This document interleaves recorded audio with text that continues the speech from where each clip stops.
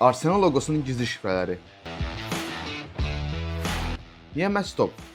Klub 1886-cı ildə Londonun Hollis bölgəsində yerləşən Royal Arsenal hərbi sot fabrikasının işçiləri tərəfindən yaradılır. Bu səbəbdən loqoda yer alan top klubun hərbi köklərinə və silah istehsalı daxilində birbaşa ehtiramın simvoludur. İlk rəsmi emblemdə Hollis qəsəbəsinin gerbindən ilhamlanan yuxarı istiqamətlənmiş 3 şaqili top təsvir olunmuşdur. Zaman keçdikcə bu mürəkkəb dizaynla imtina edilərək daha ikonik və güclü təsirə malik olan tək üfüqi top simvoluna keçid edildi. Victoria Concordia Crest. Əvvəlki loqoda yer alan bu latin ifadəsi qələbə harmoniyadan yaradır mənasını verir.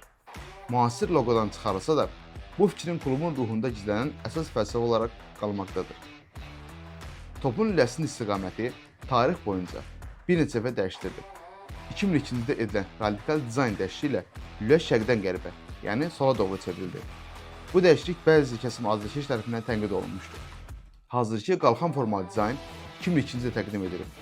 Əsas məqsəd rəqəmsal dövr üçün daha sadə və oxunaqlı loqo yaratmaq, eyni zamanda köhnə, mürəkkəb gerblərdən fərqli olaraq loqonun müəllif fiqurlarını tam şəkildə qorumaq idi.